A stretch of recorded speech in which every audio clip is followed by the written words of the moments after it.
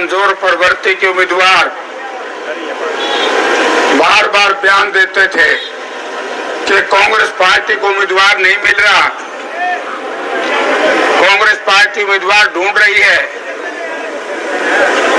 लेकिन जब हम सब के नेता आदरणीय चौधरी भूपेंद्र सिंह हुड्डा जी ने, उदयभान जी ने हमारी कांग्रेस की हाईकमान से कहा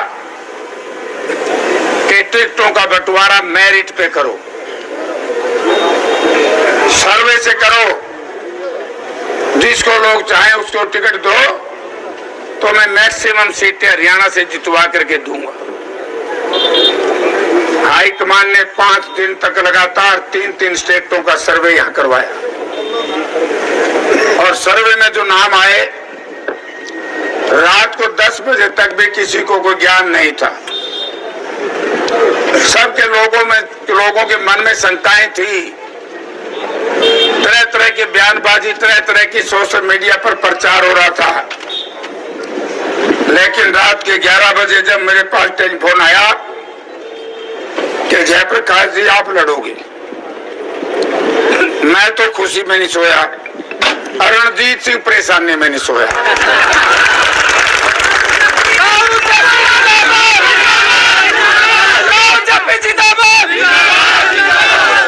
जैसे ही हम सब साथी 27 तारीख को सुबह 11 बजे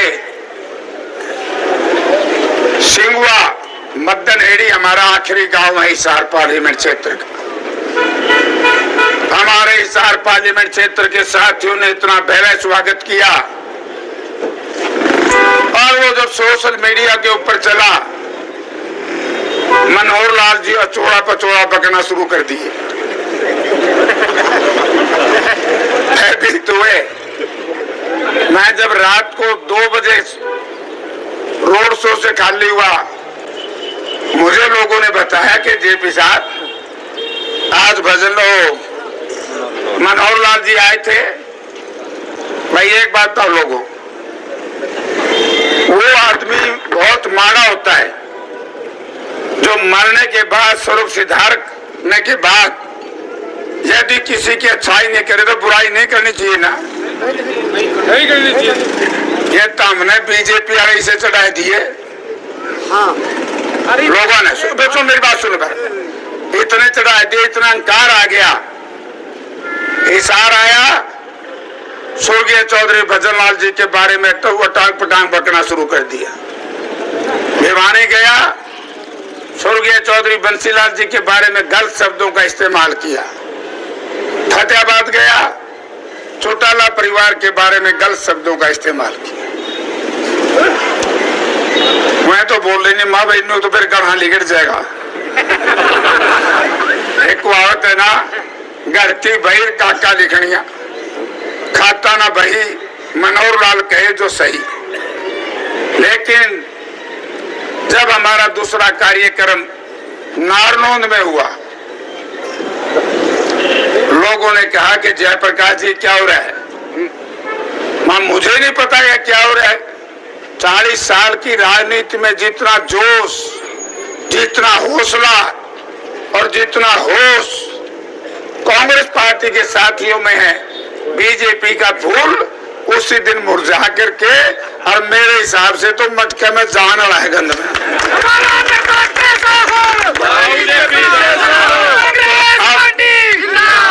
अब मैं तो एक ही बात कहूंगा, आप लोगों की इच्छा आशाओं के अनुसार ये टिकट मिला है, ये आप लोगों का टिकट।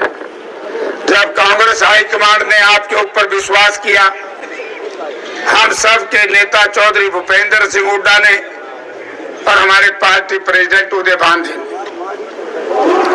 आपकी वकालत की, तो आपकी भी ये जिम्मेवारी है ना कि इस सीट को कई लाख से जितवा करके भेजे।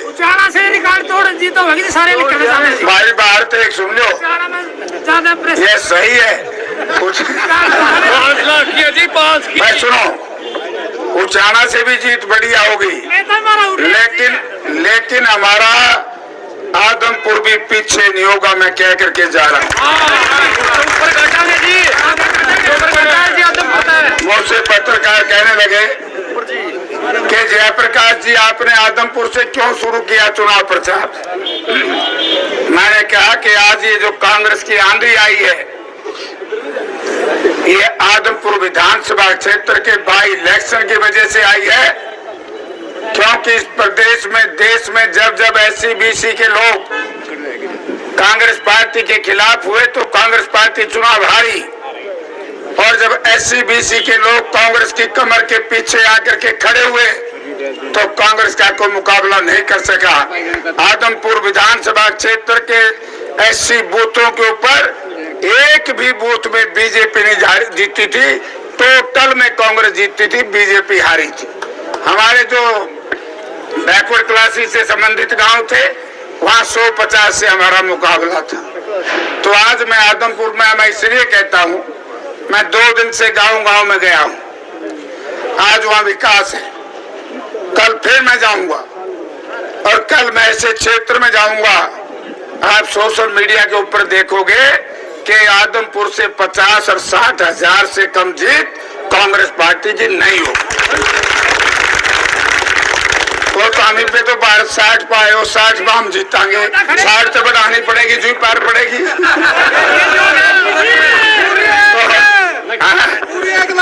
तो मैं उस पे भी आऊंगा, मैं उस पे भी आऊंगा, क्योंकि रणजीत सिंह का मेरा पहली बार मुकाबला नहीं है, पहला भी मैंने रगड़ा ला रखा है।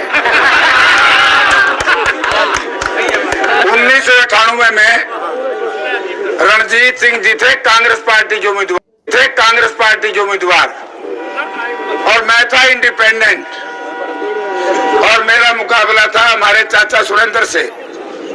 मुकाबला रहा मेरा और सुरेंद्र का, इंडिपेंडेंट का, और कांग्रेसी भाई जी के कुल 80,000 वोट आई थी, और मैं गलती बनाऊ था यहाँ पे 5 या 7 हजार वोट आई थी। ये तो 7 में तक अटनी चाहिए, वोट के आया है कोई नहीं। अरे नया उचाना, ये सही कही, नया तो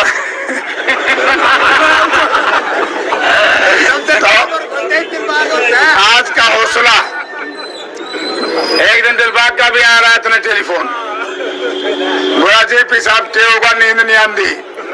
मैं कहा भाई जंगे आजादी की लड़ाई में जब हमारे शहीद हुए लोग, उनको थोड़ा देना था इस देश में क्या होगा। उनके एक उमंग थी, उनमें एक जोश था, उन्होंने फरंगियों से देश को आजाद कराना था।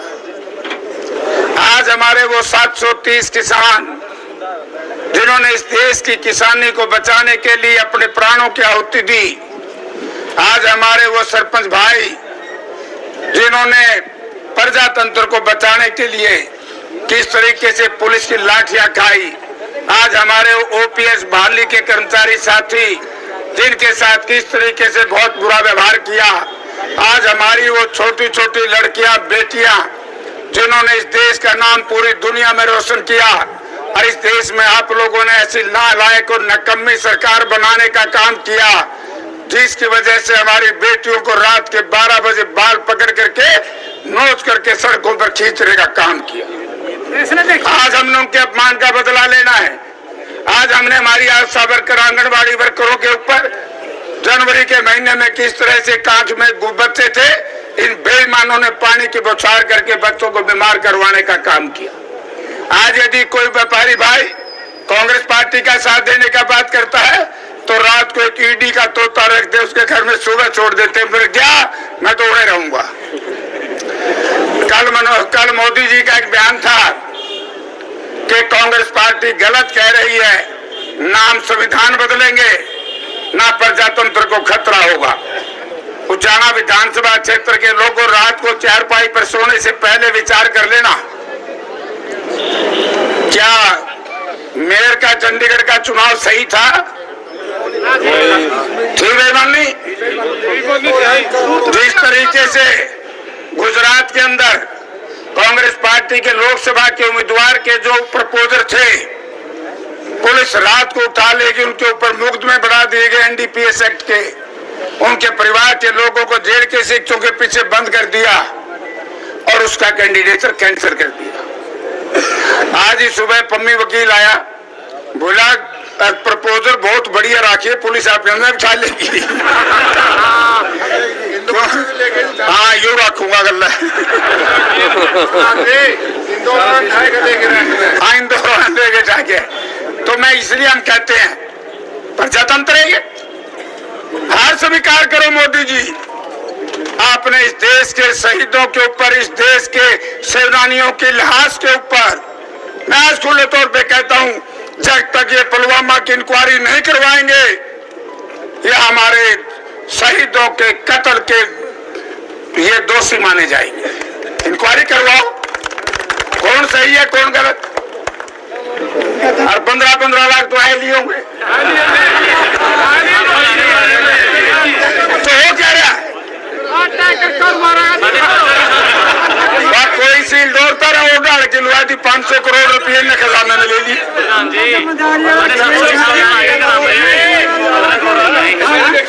हाँ, मैं तो भाई एक बात कहूँ, पहला आए थे रणजीत के थानुमा में 5000, पूरे तो 5 या 7 होंगे। और यह नया उचाना इन्हें 2.5-3 पर आई, जो ने मेरा भी काम चेक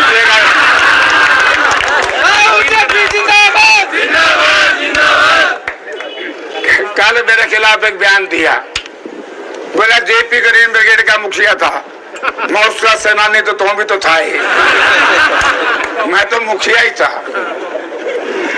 तो आज छोटे शब्दों में आगे, फ्रस्ट्रेशन में आगे, माननीय प्रधानमंत्री जी भी, गृह मंत्री जी भी, और यूं मनोहर लाल तो निवेदन पे रख के बोलता अंडा है,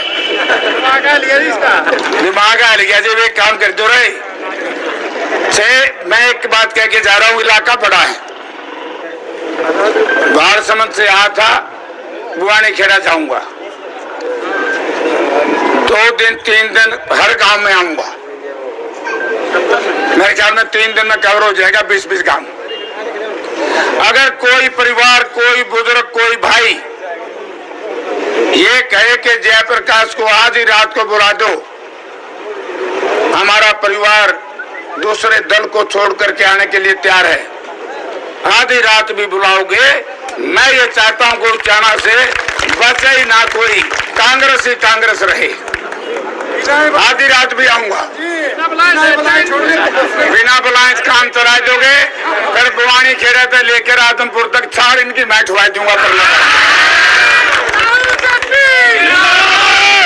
आप सब साथियों ने बड़ा मेहनत की है, बड़ा संघर्ष किया है, विशेष तौर से हमारे मोटरसाइकिल चालकों ने, ट्रैक्टर वाले भाइयों ने, क्योंकि कार जीप आए तो फिर भी ठंडी ठार में बैठ जाए। अच्छा भाई हिम्मत हिलने करी पड़े तो केला कहते कहते सोचते मोज से बैठे थे। सबने मेहनत करी। अब मेरे हिसाब से तो खाने खूने का इंतजाम इन दफ्तर में कर रखा होगा। आप फूल ऐसे मैं तो रह रहा है हमारा रोटी खाऊंगा, मन ने क्यों देखा बाबा।